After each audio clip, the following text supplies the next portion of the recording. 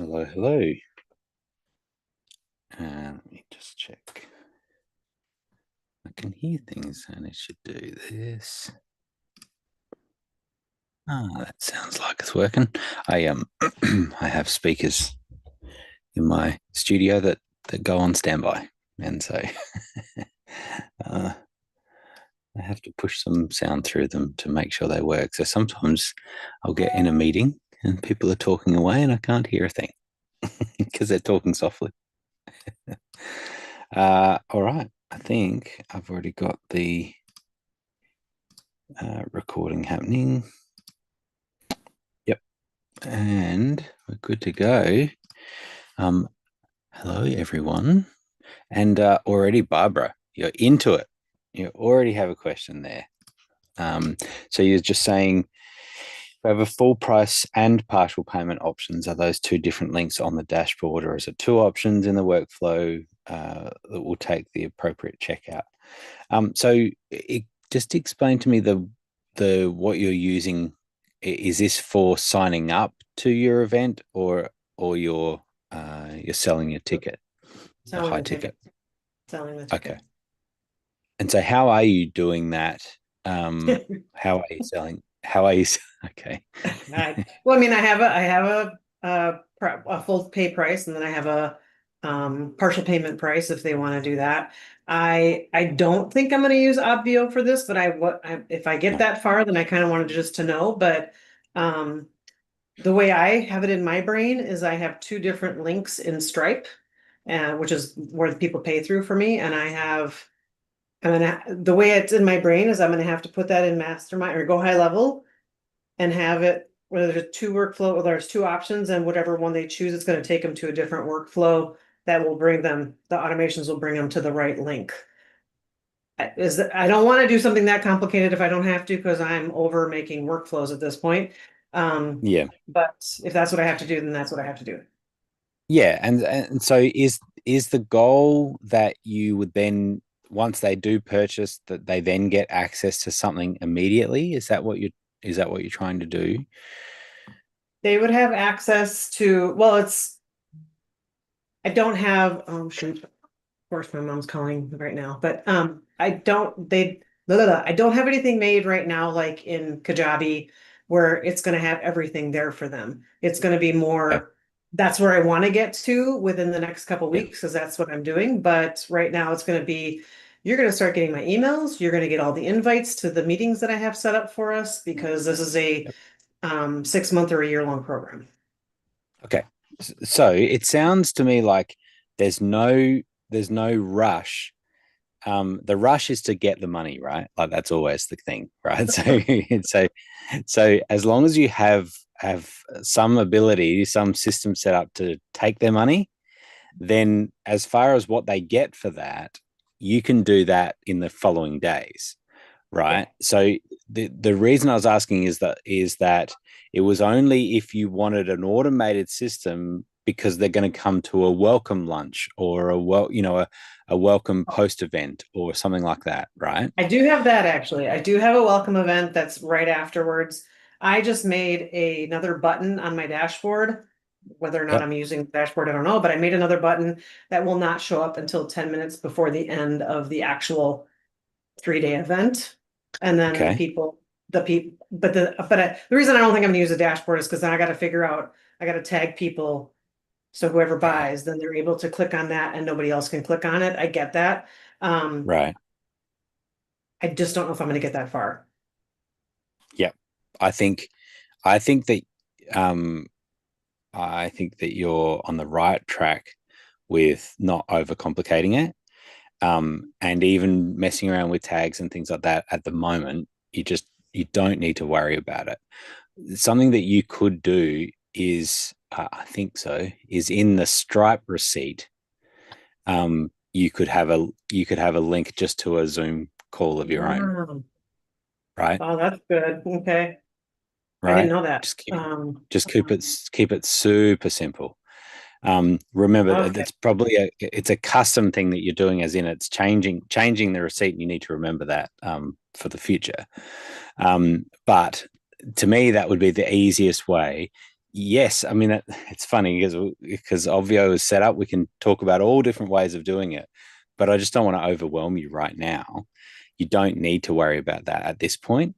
Um, and so you just get through this one, get people paying you money, Mm. do a simple welcome event, meeting, and then worry about it for next time.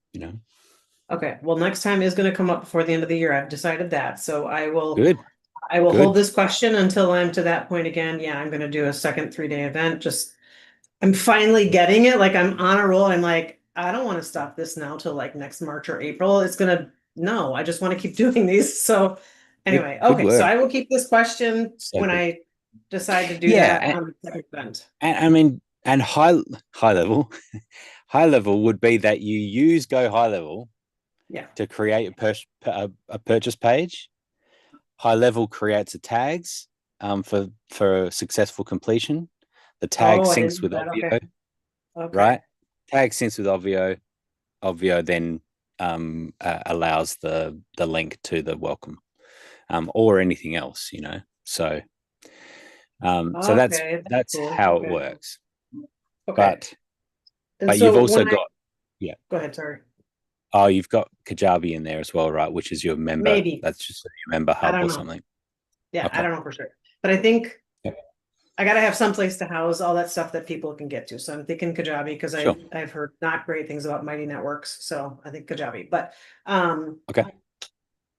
so what you just said is Mastermind will automatically, like if somebody purchases, it'll be an automatic tag, and then somehow I have that connected to Obvio.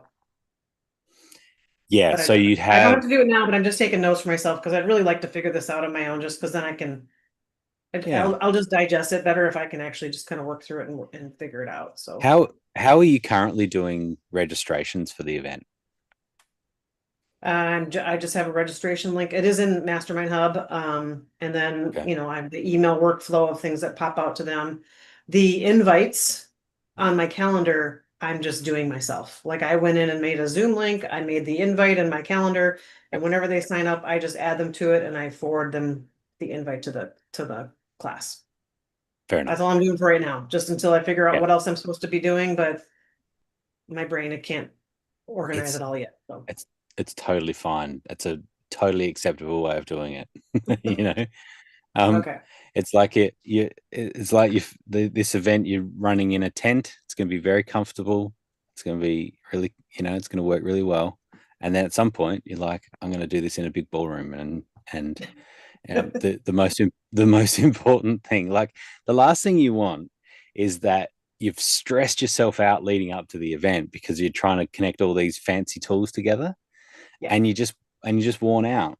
You don't Yeah. want to be worn out. You want to be like energized, and you want to be ready to connect with people. And whether the process of getting into a normal Zoom link or going through Obvio, comparing that, there are some advantages. But at the point, once they're in that Zoom meeting, Right. it's not going to make any difference at that point, Right. right? Like they're there, Okay. you're there, and you're going to make it happen. So Okay. the thing that would happen is that, given that you're doing it through Mastermind already, that the registration process, it just would be that you in Obvio you connect Right. Go High Level, is what it's saying, to Obvio, and it would start syncing those across, and then you have all the tags and things like that. And so when they get tagged with a purchase tag, there's a particular tag that you use from Obvio, and you tag them with that, and now they start syncing across automatically, and away it goes. So, so that's for a So, registration, and then similarly, when it comes to a add-on purchase, um, there would be another tag that you would determine, and yeah. that's what Obvio would be looking for to show the buttons. So, Okay. And totally on the I right track. make, and so when those are, I don't make those in Mastermind or in Go High Level. I just, if I put in the workflow and I put in like, I don't know what they're all called, the funnel or whatever they're called. If Mm. I put it in there that it's all set up as a class and I have those links, I don't have to make specific tags in Go High Level, but I do need to sync them up and I need to create some kind of a registration tag and a So, high ticket offer buy tag in Obvio. yeah. Yeah, two slightly different things, right? So the initial registration tag that creates the attendee in Obvio is a specific Obvio tag. It says Obvio gives you it and says this is what you need to use. And so then Ah, okay.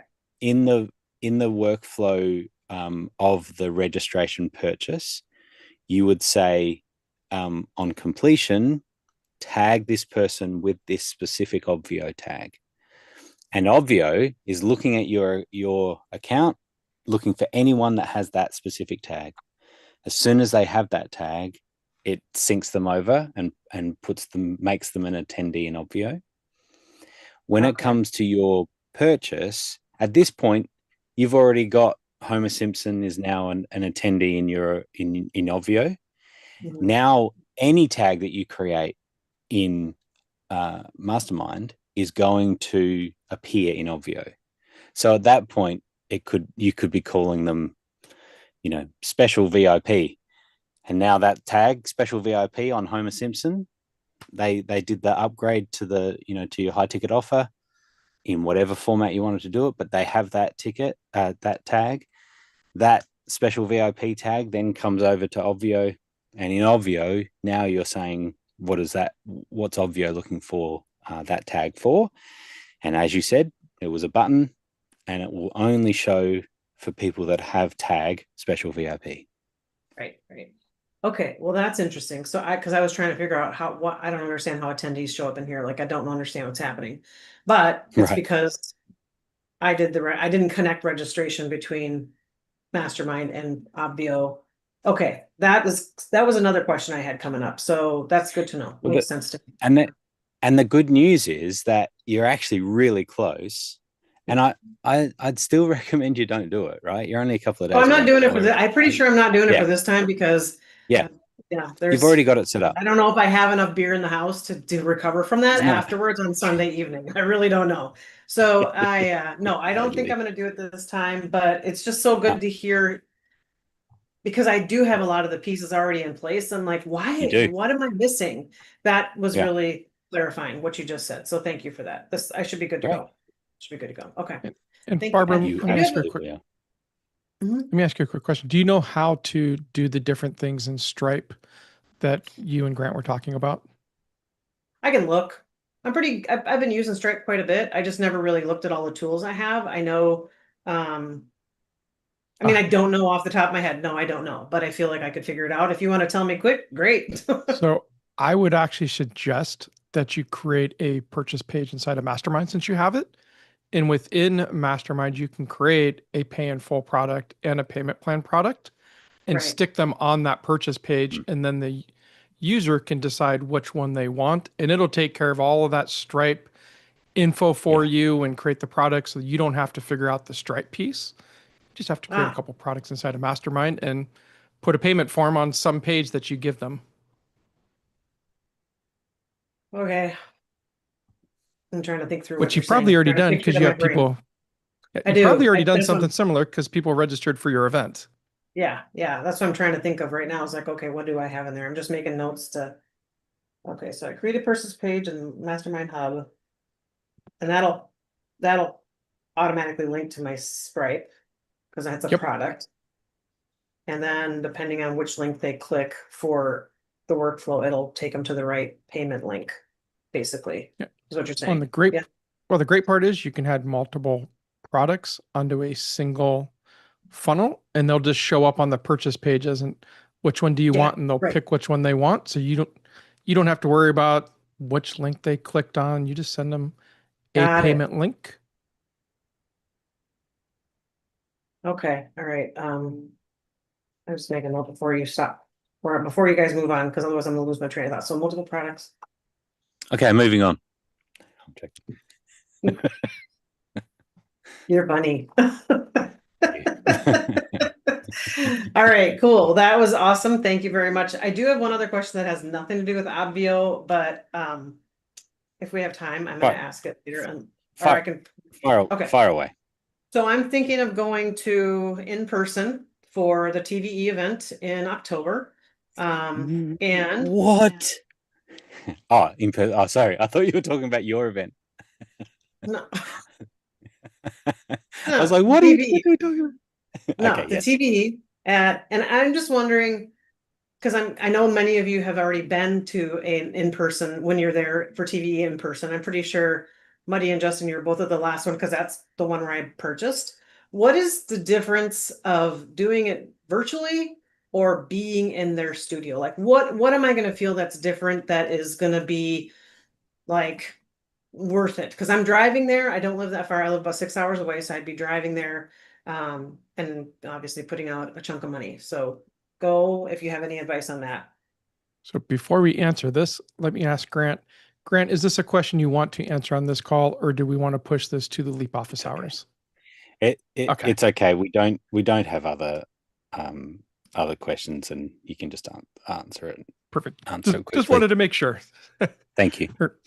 So, Barbara, a couple big differences. One, we get a mastermind day the day before, versus just the people that are in studio will have a mastermind. The last several have been like 10 in the morning ish until about 5 p.m. They've been different every time, but it's really a chance for 40 ish of us to have a day with Barry and Blue to deep dive on something and get their direct feedback. So that's one of the biggest pieces. The next one is you're in studio with 40 other people that you can potentially mastermind with. I've been at times where people that have been on their success panel have been in the studio and we've had time to just sit in the back and actually mastermind my business and where I want to go, which I would have never gotten if I had done it virtually. We also have Barry and Blue that come out many times in the breaks and give us a little bit of behind the scenes of what's going on and what's kind of happening with the audience, with where they're going with content. And it's a chance for us sometimes to be able to ask questions in that moment. We get the same thing at the end of the day, where they'll come out and they'll just basically open it up for anything that we have. 30 to 40 minutes of just answering questions a lot of times. So you don't get those remotely. And then the last really fun part is we get a party at Barry and Blue's house after the event ends.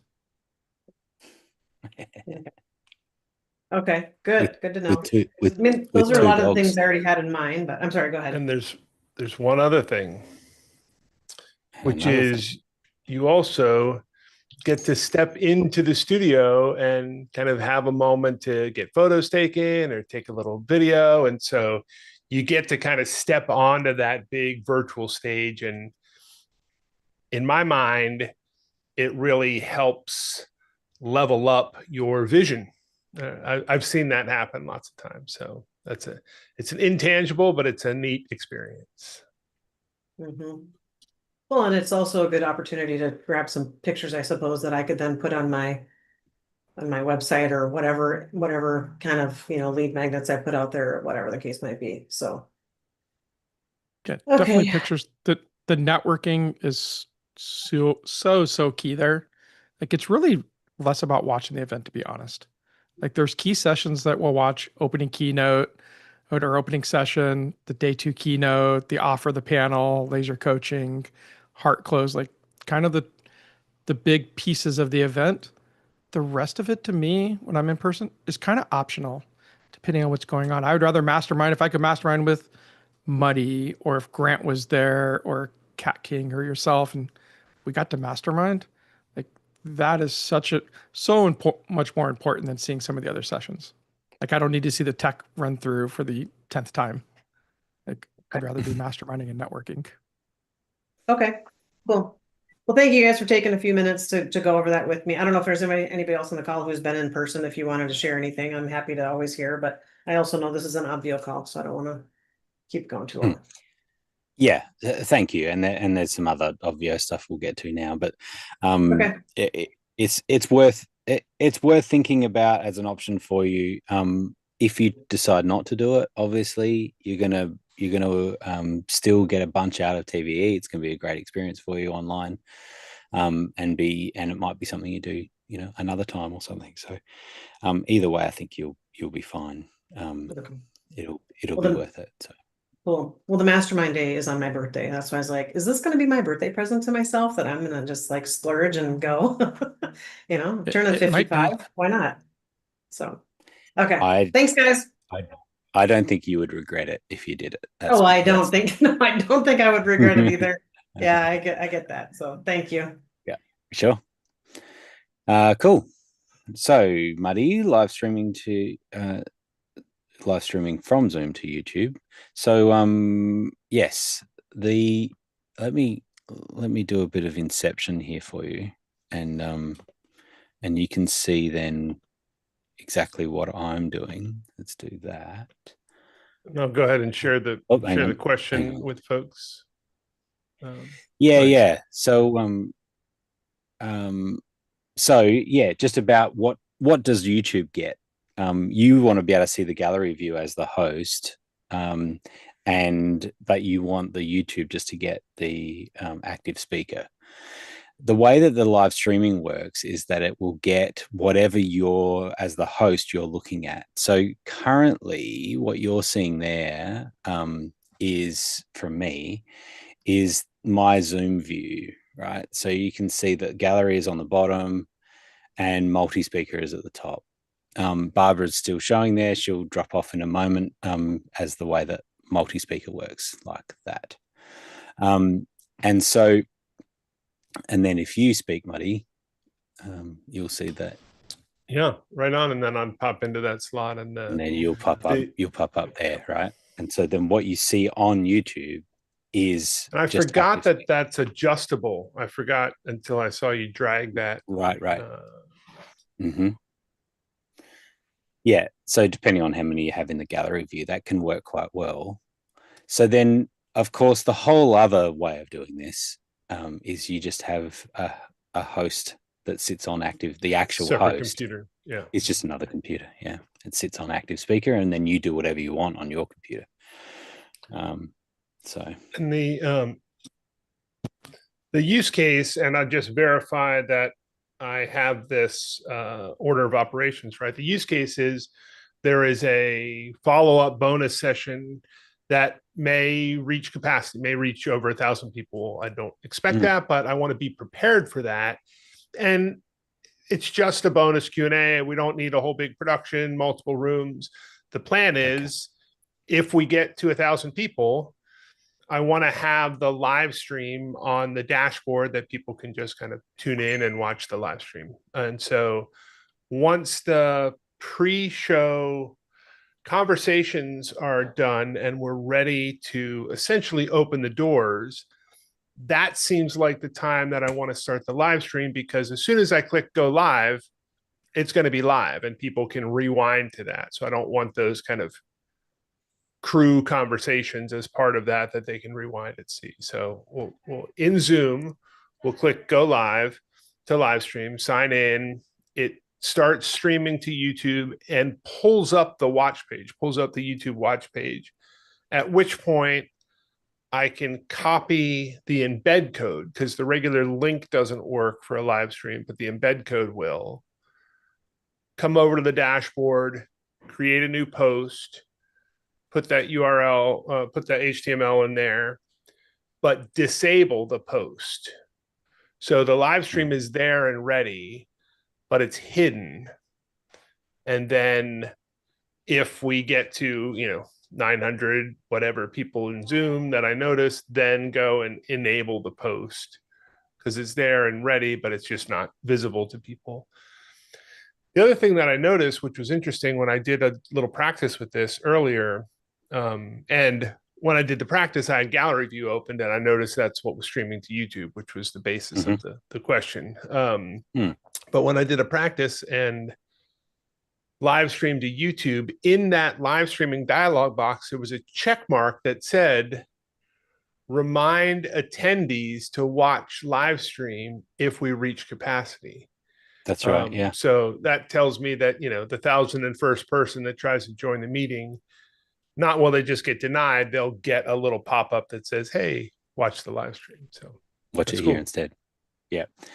Yeah. And that can be,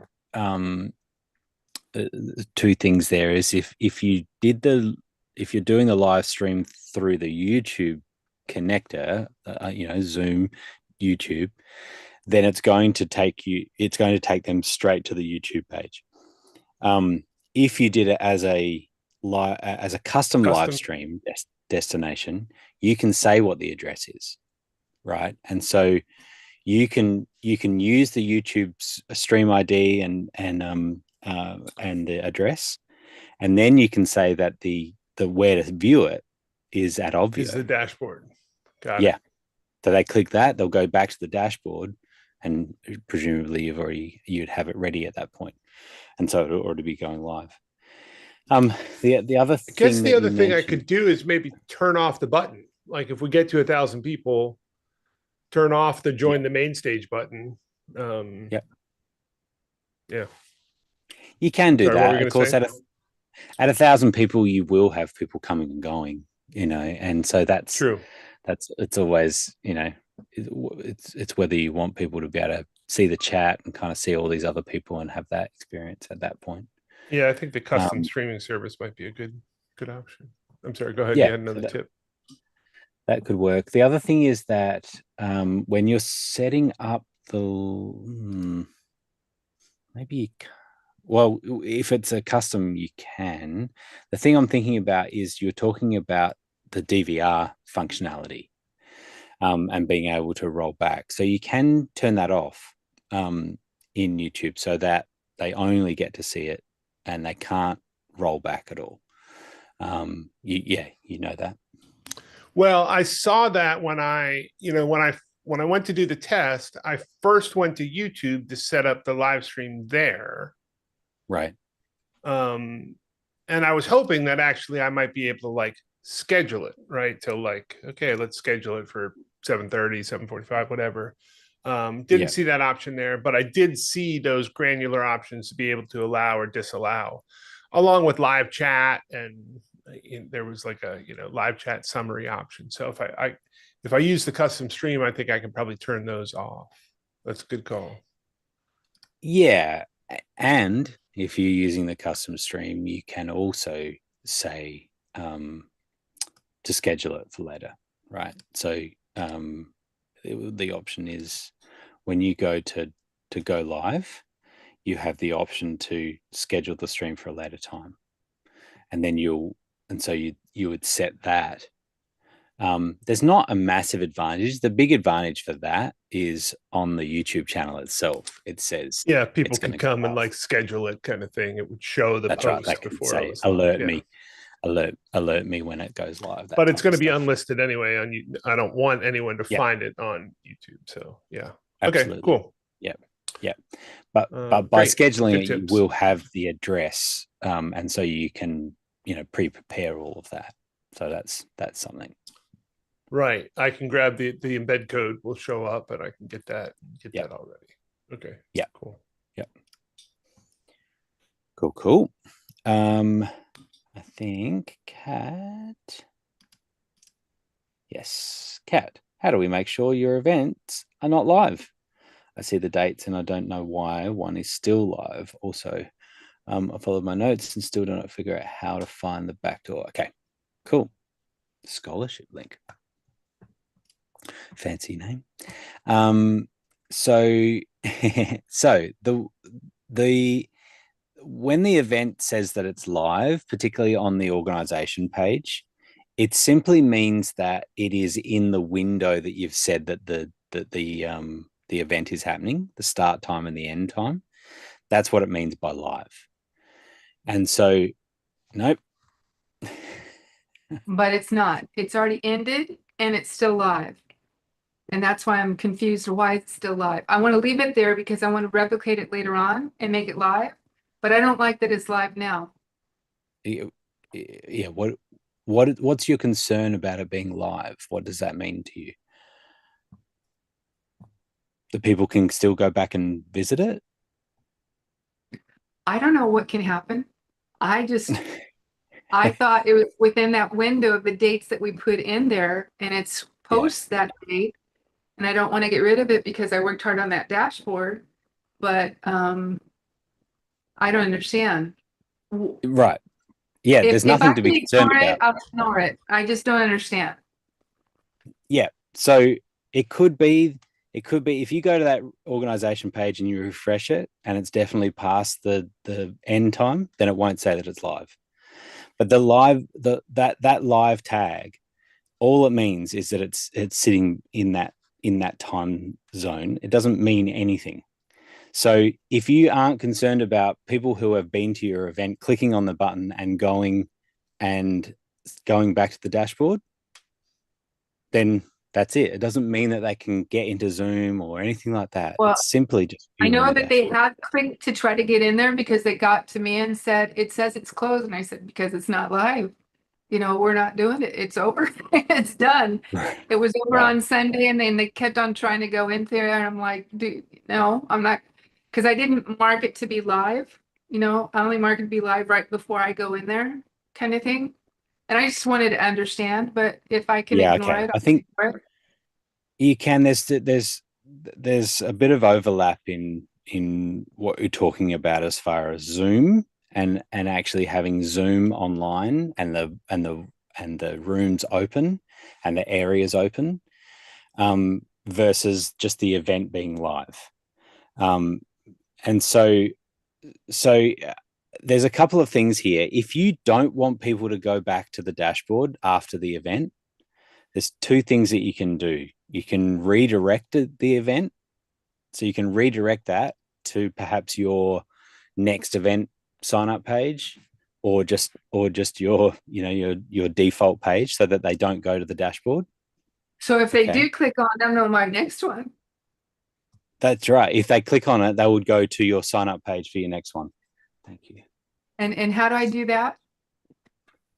I can show you that. I have a couple more questions too, so don't go away. No problems. All good. Not going anywhere. All right, let me just get an event here.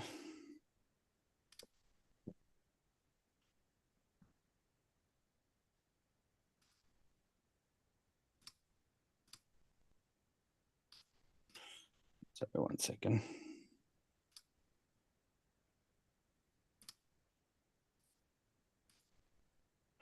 Okay, and we share this. So what we're talking about here is event offline. So when we look at this, that we're in the design offline page.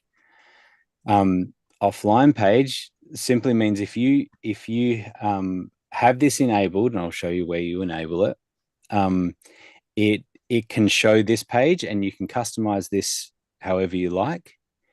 And you could say, event's now finished, whatever, sign up or for the next event, or you could do that on the own Obvio page. Or if you click this one, you can redirect to any other address. So that means that you've got your sign up page or your home page, whatever you want, you can now redirect people. If they come to your dashboard post event, and that could be minutes after or days after, whatever you choose, and you've got event offline enabled, then it will, and if you have redirect to another URL, then it will just redirect them to wherever you want them to go. The way to enable the offline is in the event settings. Event settings right here. Online, toggle that, offline. So I would do offline for the one I don't want them to go to, and then I would go to the offline thing that I don't know where you just clicked really fast. And I don't know how you got to that offline thing. All good. It's under design. So design offline page. Got it. I just know how to get to offline. Got it. Yep. Okay. Design and then offline. in the event settings is you would toggle that to offline, and so you have to watch this, because if you bump that and you got your event coming up or something, then people can't get to it because it says that it's offline. But that's what that means, event offline, and depending on how you have your offline settings is the way that will work. So it's the reason that we built it is to have people go to the sign up for the next event. Love it. Okay. All right. On And the dash. on real quick on this note, Grant, I found a bug while you were going through this. If you go back and actually looked at the events for the organization, it will still show all of the offline events online as long as the end date is in the future. So I will get the dev Even team if to it's fix offline. that, even if Yeah, it's sure. offline. So Yeah. Kat, if you happen to see your event end date happens to be in the future, but you put it offline and it still says online, looking at all the list of events, don't worry, it truly is offline. I'll get the dev team to actually fix that. Nice. Yeah. Well, Okay. So and- it's a bug. Okay. That one's So a bug when you're looking at the list of events and you're like, I know If I it's turned this offline and it shows Yes. offline on the settings page. It truly is Yes. offline. okay. Cool. So okay. Cool. So- You figured out the Can I bug just- with my question. No. well, Okay. well done. So just 1 second, Kat. Okay. So Yes, sir. Justin, we should just have up here event offline. You know, like a toggle to essentially enable offline, because that's the experience that you have everywhere else, right? Is that you enable it and disable it here. It doesn't make a lot of sense. It's a legacy thing that we had event offline details actually in the event settings. But I don't think it makes sense to have it there. It makes much more sense in my mind to have it on the offline page. Okay, now I want to enable this, you know. Noted. Love it. Right. Okay. Go ahead, Next Kat. question. Yes. Okay. Justin already told me, I wrote down my notes, but when I went to go back to do it, I missed something else. So when you, oh, sorry, he said this, he said this, he said this, he said this, and I still couldn't do it. So I screwed up something in there. Like right now, I'm saying, wait a minute, go back. How did you find Go that back again. offline thing? It was under design. Okay. So the question is how to get the backdoor link. Like if I want to give somebody to be able to get in and register not paying, how do I do that? Well, I call it the scholarship. The back door. Okay. So are you using the Obvio marketplace? No. I don't know what that means. If you don't know what that means, then you're not using it. That's cool. So you're just wanting someone to get into Zoom, right? Yeah. Okay. What does it mean if I have a marketplace? Because I like that question, but I don't know what it means. So I don't know how to like teach me, sons, teach me, master, teach me. So before Grant answers this one, let me just help Grant out. So Grant, she has ClickFunnels with Jason and Adam, and that's where her funnels and stuff are. So marketplace, Kat, just totally ignore the word Avio marketplace because ClickFunnels will provide you way more power than what that marketplace would do. Correct. Okay. I have ClickFunnels. Good. Yeah. All that all that Obvio marketplace is for selling basic tickets for a very, very, very simple event. And you've got a better setup than that, and that's fine. So the scholarship, it sounds to me like you want them to kind of to have the full experience without paying. Is that the idea? Yes, I don't know how else to do it. So yeah, that's so Jimbo mentioned back when. This to me sounds like a ClickFunnels thing, Justin. Like you could do essentially the same thing, right? A hidden ticket type. Okay. So that's a Jason and Adam question. I mean, the simplest thing, Kat, is Yeah. for all the people that are paying for your tickets, somewhere in ClickFunnels, you're adding a tag so that they get put into Avio. Your scholarship people just need that same tag so that they'll get stuck inside of Avio. And Jason and Adam will definitely be able to help you figure out what. They need a tag. Okay. Ask Jason and Adam about a tag for freebies. Yeah, free it's the scholarship. Yeah. It'll be the same exact tag or the same exact way you're getting your paid attendees in is how you'll get your scholarship attendees in, and they'll be able to help you figure that piece out. Okay, that's their question. Okay, cool. Now, in the PAG, when we're doing all that stuff and people get in the dashboards there, and as it goes on and you add the VIP, all that kind of stuff, can that be done like ahead of time and know that on the third day at 2 o'clock, put the VIP in for because we're about to go to whatever? Or do I need to like hire people to do that for me? Or do I need to say, okay, we have a 10-minute break and then I go hurry, do it? What is the way that happens, that you change the dashboard all of a sudden? So you just explained both ways of doing it, and both have value. Right? So one is to schedule it. And so what you're doing there on a dashboard, I'll show you, is that you're choosing, so say we're, any button, right? We're looking at a button and we're saying the rules show from, right? So display that from a certain time, and you could show until as well. You could say, when do you want it to hide again? That time is based on your event time zone. So what you've put in your settings as your event time zone. So just remember here, event settings and event time zone. So this is based on Eastern time, this event. And so when I'm back in the dashboard and I'm choosing when do I want something to display on a button, go to this again. I'm going to go over to rules and say show from. I can put in the specific date and time. Gotcha. Based on that time zone. Okay. And if I want to change it from Eastern, I would change it to Central so I don't get freaking messed up and do it on my time. And then not a big deal. It's on my time and I know. And where you did that was on the event itself, right? The settings for the settings and the event time zone. Yeah. This is a thing, but especially with virtual, is the chances are not only are your attendees coming from lots of time zones, but your team may be as well. And so it's good to be able to identify from this point forward, everyone, the time zone is this one. And so then whenever you see anything in Obvio, it's always based on that time zone.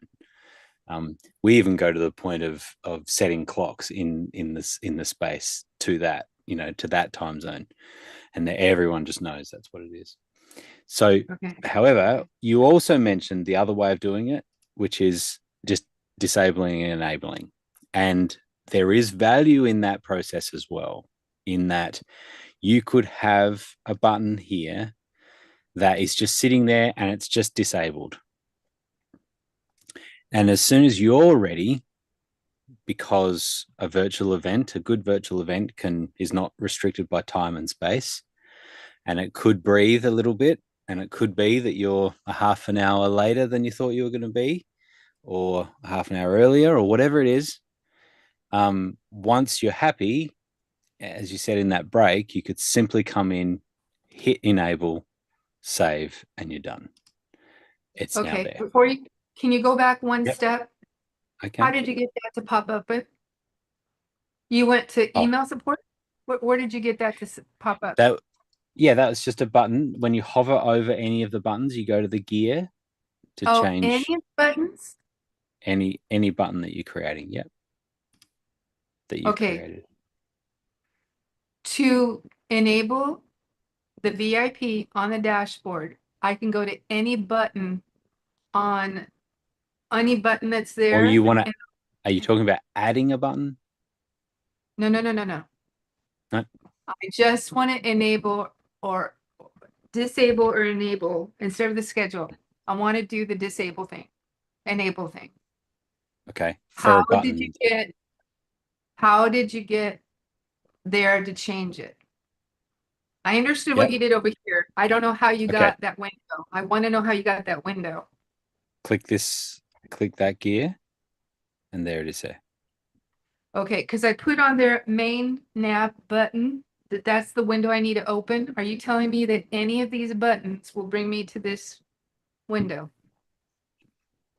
depending on the theme, but yes, yeah. If you've got a button here, or you've created a new button, like I'm just hitting new button down there, and I'm saying VIP, save that. That new button just appeared. If I go back to the gear, I can say disable, save that. It's now disabled. So remember, in this view, you're seeing all the buttons regardless of whether they're enabled or not, right? You Gotcha. can go to preview. When I hit preview, see how It's everything not kind there of, because you have it's you, not there. you haven't enabled it. Look Gotcha. at you. Now you're teaching me. I'm So actually not stupid about tech. It just every new tech, it's a no, new because you guys developers and stuff, you did it your way. It's like going yeah, into a new kitchen. It's like I know how to cook. made, Just tell me where do I turn what? Huh? What? So made sense to us. It may of not course make it sense to does. anyone else. Yeah, that's You right. built it. I mean, it's your Totally. kitchen. I'm going in your kitchen going, how the hell am I supposed to do this? Now, can I go back to the previous questions if there aren't? Can I go back to previous question? Yeah. Okay.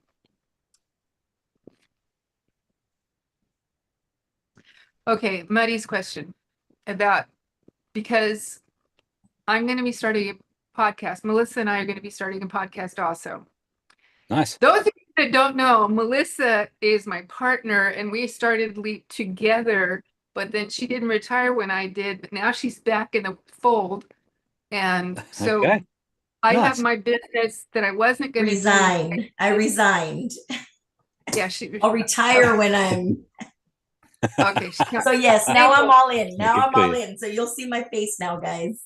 Yeah. Awesome. So So this good. business that I've produced because of my farm now that I wasn't going to do, but that I did. So I'm going to be going forward with my business going over here. And then we're going to be doing Curiosity Cubed. And then she's wonderful. So she's going to be doing her coaching on the side too. So, but we're here as Curiosity Cubed. But I'm not giving up that other stuff because I don't have to. So I'm learning that. So All this is right. my question. Ready? I want to do YouTube. I just saw Muddy ask that question. So I'm like, oh, I need to ask that. I need to ask about what he just talked about. So what I wrote down that Muddy said was he goes to YouTube first, he goes live, and then he goes to Zoom in Obvio. So how does that happen? Because I want to be able to do what you guys do, that we have these meetings and then y'all save them in YouTube. That's exactly what I want to do.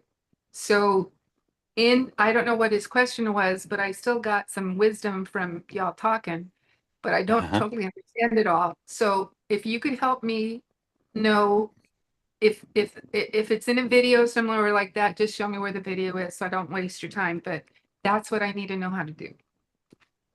No problems at all. In when you launch a Zoom meeting through Obvio, you are a host, and at the bottom, when you are a host, at the bottom of the screen, you have, depends on how the screen's set up, but it's likely that it's going to be in the more. You have to click more, and then there's an option there You're to gonna have live to show stream. me. No, I can't. You gotta show me. I don't get it. I can't easily show you for multiple yeah. reasons. One is sharing Zoom back into Zoom is problematic, but I can do a little bit here. But this will just get confusing for you likely. But the second thing is that, so I'm going down to the bottom. You see my screen? Yes, sir. Okay. So I'm going down to the bottom of the screen. That's the more. Okay, gotcha. And then there's a live stream option. Now, because I'm already live streaming to YouTube, you're not seeing the option to live stream to YouTube. Gotcha. I just have an option to stop the stream. I gotcha. But when you click that and you click stream to YouTube, it'll then open a page that wants you to log into your YouTube account. Step through those the couple of steps there to name the video, and now you're live on YouTube. Totally cool. So for example, if I'm going to do a podcast with someone, I would invite them to the Obvio Zoom, right? And then as they're there, I would start streaming to YouTube, or I can do this before they show up, right? And I can already have it set up and get ready to go live in YouTube. But then they show up. And then later on, I can go to the YouTube and edit or Trim it. Mm-hmm. Yeah, you I can could do do that, right? Yep. So that little bit at the front end, I could cut off so that maybe some live people that might be there live, so what? But later on, I can cut it off so that people that come back to it don't see that other bits of it, right? Okay, Yes. cool. One more question. I doubt it. You doubt it? I doubt that there's one more question. Oh, that was the question, wasn't it? Doubt it? So no, there's not one more question. Okay. So Justin, thank you very much for telling us what to get prepared for the trip. This is something, are there computers there for us to log into, or do we need to take our own laptops or what? Or you got to take your own laptop. There's no computers there for us. Laptop, tablet, phone. If you need it. Camera, extra monitor, lights. You boys had a whole bunch of stuff there last time. It was like you brought half the studio. We did. There's no extra computers. We can just log into a computer there. No. There's no Please, computers You there. could probably go down to the library in Charleston and log in. No, not at the Sage Studio. Just, Okay. just Anyway, bring a thank you. device. Bring a Thank you device. very It is still a virtual event, and so you wanna have a device that you're connecting to when you're on site. Okay, Because thank you. you'll get ideas about things to do as well, and you start messing around with it. All right. Hey, Grant. Yes. One important note on live streaming, and I added a little. I alluded to it in the chat, but you said when you start the meeting, you are a host. No, you are the host. You can have other co-hosts, but there's only one host. And the reason I emphasize that is because it's only the host that can initiate a live stream. A co-host cannot start a live stream. There's two major things that only the host can do. One is live stream, start a live stream, and the other is end the meeting. The host is the only one that has those two abilities. Co-hosts can leave the meeting, but they can't start live stream. They can't end the meeting. Yeah. And I say that because if you have two people working together and it's like, well, wait a minute, why don't I have live stream and you have live stream? It's because one of you is the host and the other one is not host. Spot on. Yep.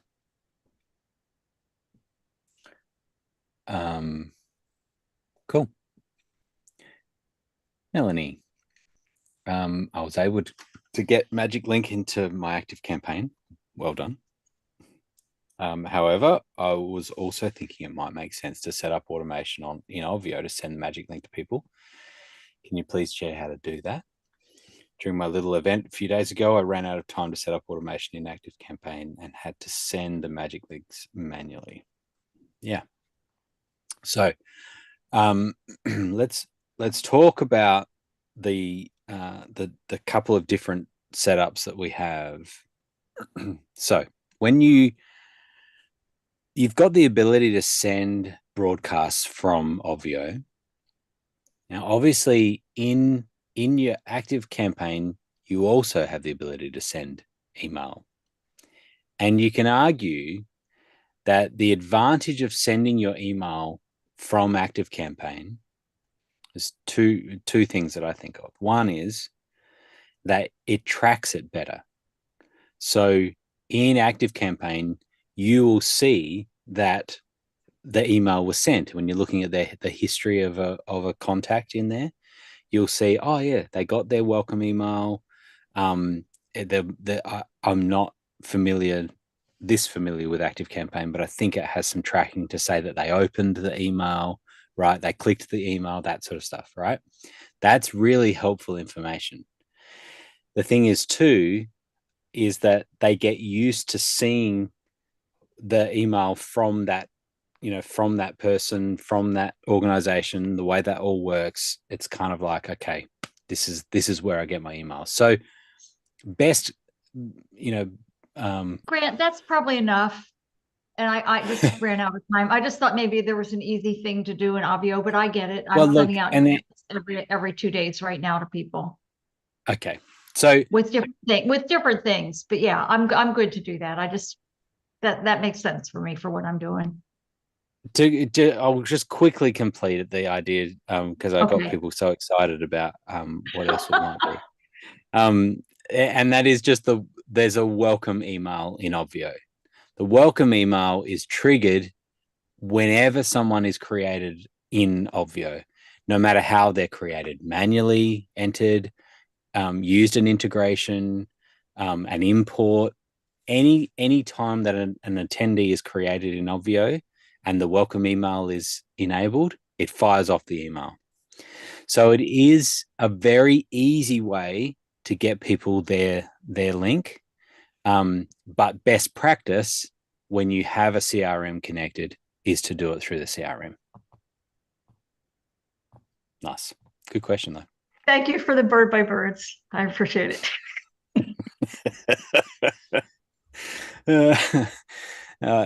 Thanks for cutting me off. It's like, all right, I got it. I hear it. I'll do it this way. I don't want to hear the other bad way of doing it. I'll do it the right way. One decision at a time. That's right. Yeah. Well, and automation, all of that stuff, it does take time ahead of the event. It takes brain space and it takes time. But once you've got it set up, it's so nice, like, because you just like, oh, ding, there's another email that just went through that I forgot that I even set up, like things like that. That's nice. So, all right.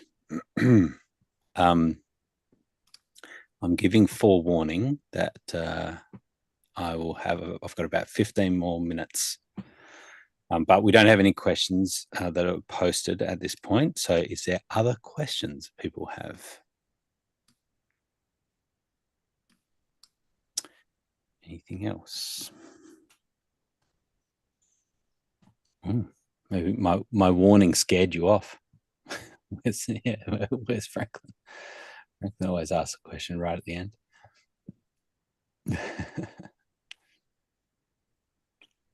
I did scare you. Any other questions?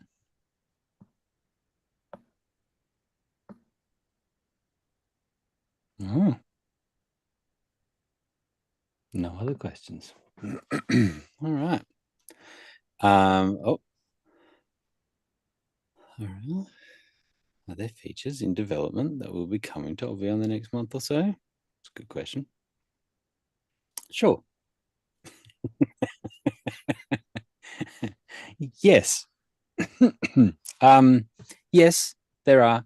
I mean, for the leapers, there's a big push in OB at the moment, so there's a lot of work happening there. There is a couple of things that we're playing around with different ways of doing some chat. Blue's been doing some cool stuff with getting chat out of Zoom, and potentially even doing some bots. Sort of a bot is not a nice term, but in being able to listen to the chat and then be able to recommend answers to questions that people might have in the chat. We're playing around with those sorts of things. Yeah, there's some cool stuff there. Notice this Obvio bot. Yeah. Yeah, that's me playing around with something that's starting to work pretty well. One thing, I mean, this is a little bit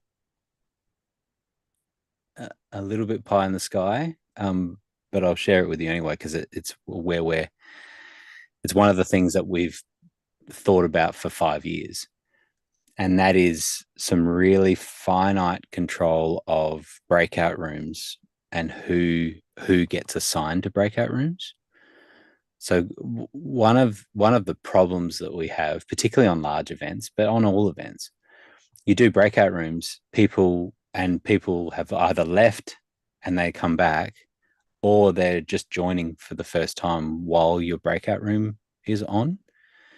What we want is the ability to have people automatically assigned to a breakout room when they come back to the main room. And so if people drop off for some reason, they get disconnected, if we're able to track also which breakout rooms they were assigned to, then when they come back, they could get reassigned automatically. That's something we're playing with.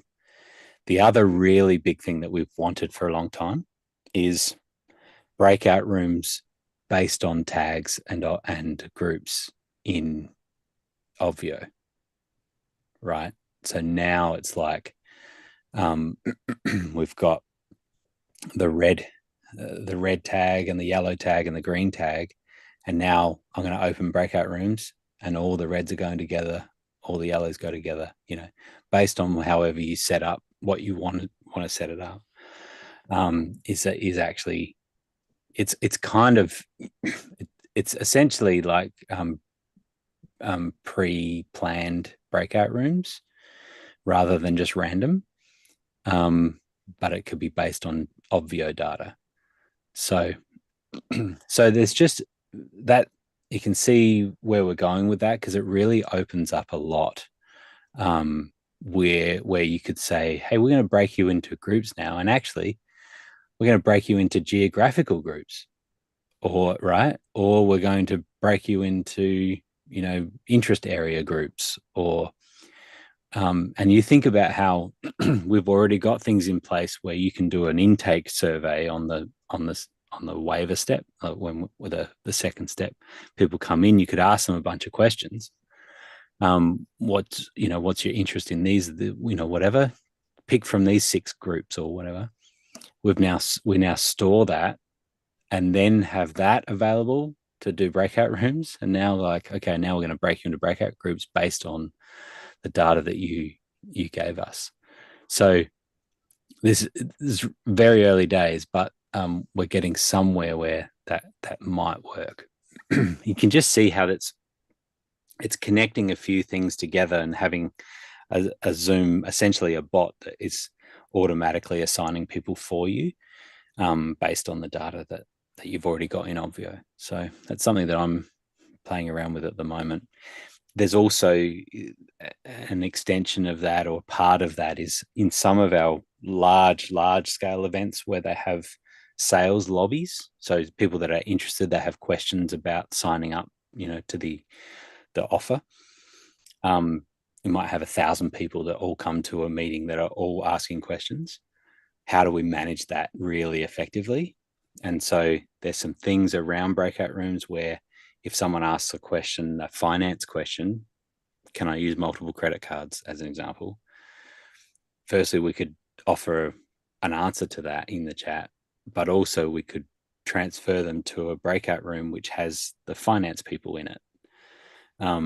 Versus if they're having a spousal objection, you're not going to send them off to a finance person. You're going to send them to someone else that handles in those objections and things like that, right? So we see how often this is the case, that if it works big, it works small. And so some of these systems that we get in place that work well for 30,000 people also work great for 30 people, and you've just got these really cool systems in place that manage things. And so it was like this thing that Blue's playing around with is really cool. The idea of having someone asking a question, and instead of the bot just spewing out a whole bunch of data that may or may not be accurate, you could actually have a human moderated step, and so that it suggests an answer, and then someone still triggers it, and to say, yeah, answer that, right? Instead of having to type out an answer, right? Incredible, right? And so your team is just sitting there going, scanning over the answer to the question, going, yeah, that's exactly right. Oh, I'll just change this last little bit here, and then bang. And it's like, you've just given an answer to questions. So we're playing around with that, of course, with AI, and that is all AI. It's providing it with really good information so that it then uses that as its data for the answers. So yeah, there's some really cool stuff around that. And there's still that we're not never short of ideas. There's in fact, the words came out of my mouth this week, which were Obvio version 5. And I hadn't said that before. And so Justin's like, what? What are you talking about? Let's finish version 4 first. No comment. Yeah, that's right, exactly. But yeah, so there was just thoughts around that. So so is Marty, 5 the point where the sales page won't say Lauren Ipsum? Well, we need to talk about that.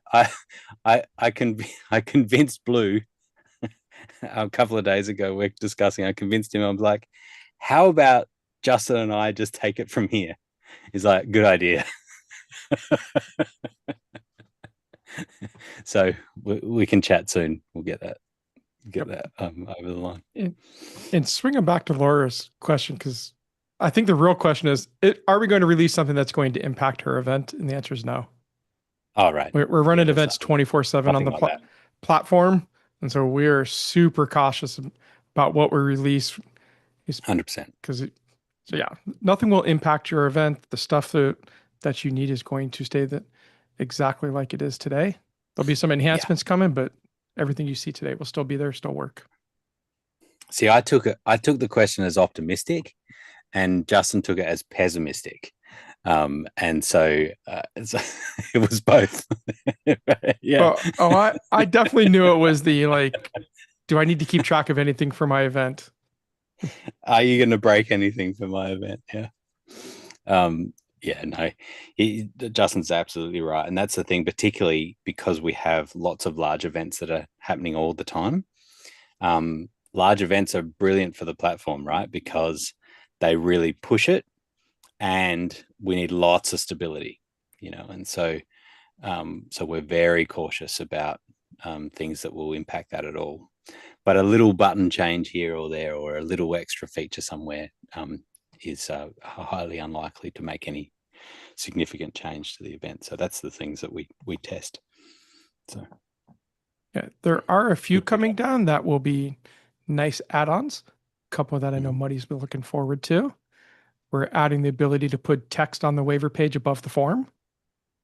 I know you've asked for that several times. So I saw that go into a developer review the other day.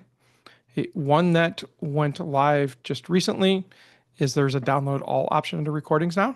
So for each individual recording, if you pull the drop-down list, there's a download all that it will just trigger that, so you don't have to do each individual one. And then the other one is a nice upgrade, but really it's fixing a bug. In at least the classic template, you could not change the text color of the link to go to the leaderboard. And so it was always blue regardless, which many times did not play well with the background of the sidebar. So that fix is coming soon. Nice. So Muddy, about note-taking apps. It's still kind of the issue. One of the things that, because I've been playing around with this bot, is that it's possible that some of these you're able to give a ZAC to, but I haven't seen note-taking apps that you can give a ZAC to. Generally, they're just looking for being pre-registered, essentially, is what they need to be. And so it is on.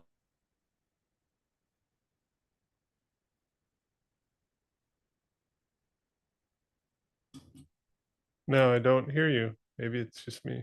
Oh, sorry, I just lost. Am I back? On mute button. Yeah, no, it was Dante that just dropped out for a minute.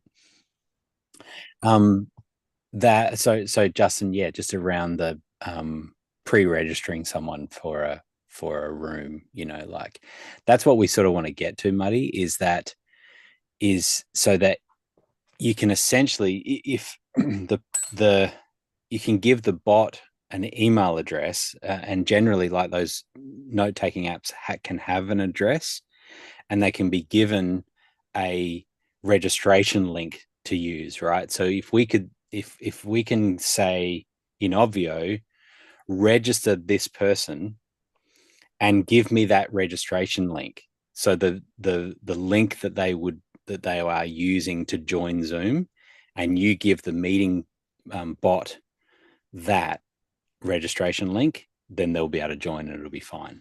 So that's what we're sort of getting to, because that would also work with some of the other systems around, like even the liminal apps and things like that could be easier doing it that way, where you can put the whole link in.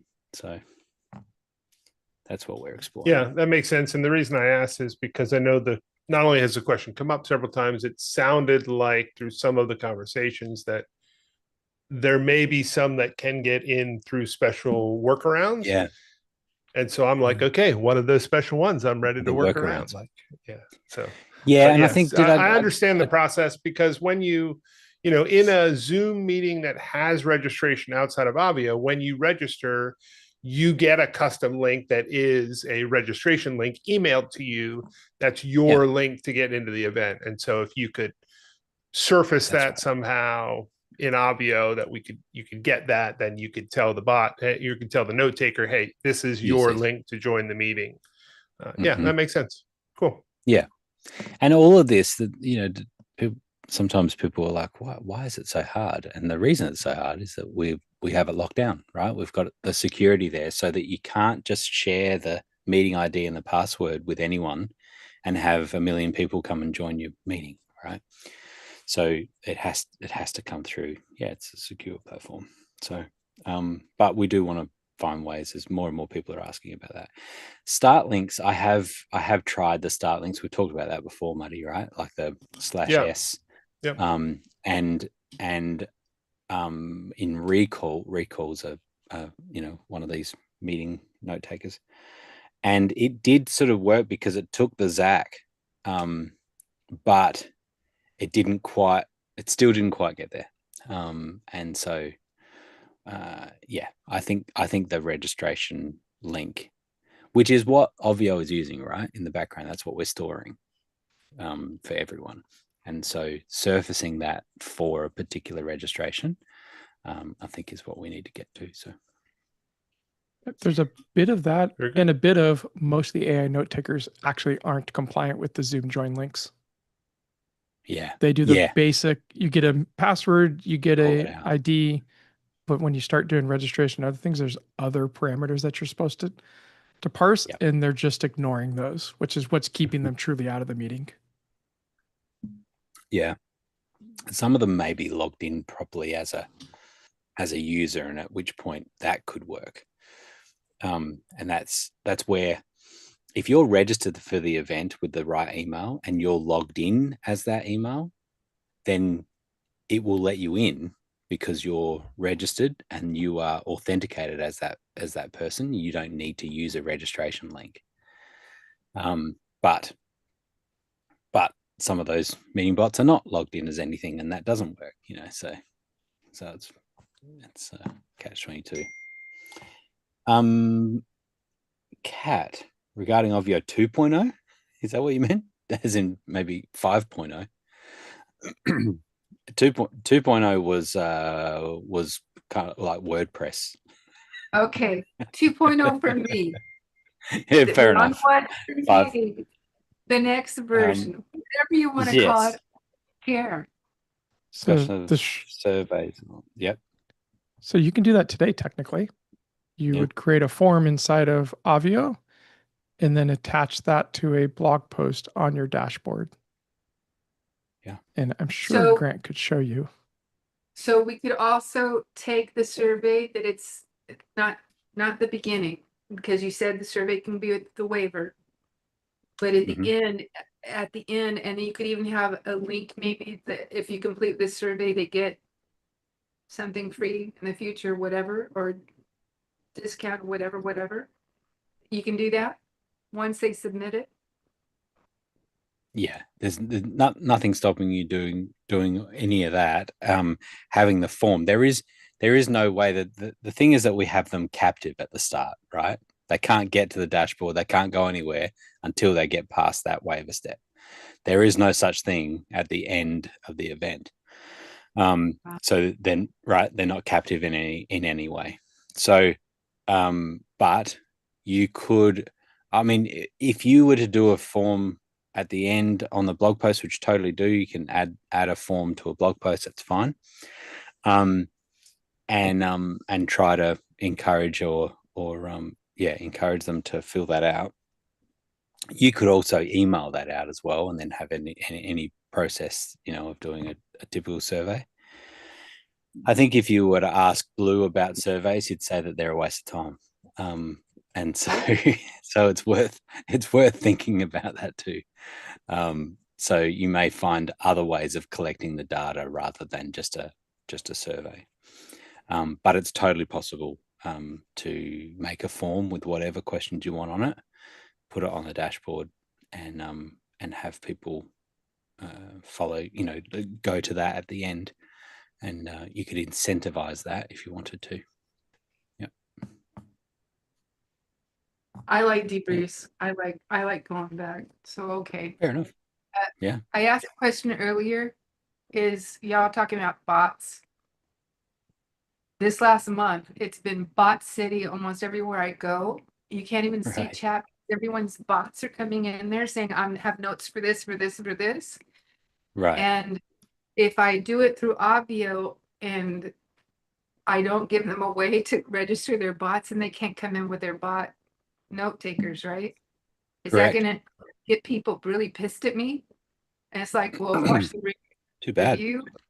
Or okay, cool. Okay, cool. Because Yeah, I don't yeah. like them all. Yeah. Okay, cool. Yeah, I mean, it's often it's the main reason that we don't have local recording enabled on the account wide. We don't have it enabled. Now, some people we can make an exception here and there, and we can enable local recording. But the reason that we don't have it enabled is that we can't even trust lots of our co-hosts. Right? We can't trust the team members that join as co-hosts to do a local, that they might have the option and be able to do a local recording themselves. We need to be able to say, no, across the board, we don't allow local recording, because we don't want to make it easy for people to capture the recordings and then post that on social media, or catching people out and taking a soundbite out of context, and all of that sort of stuff, right?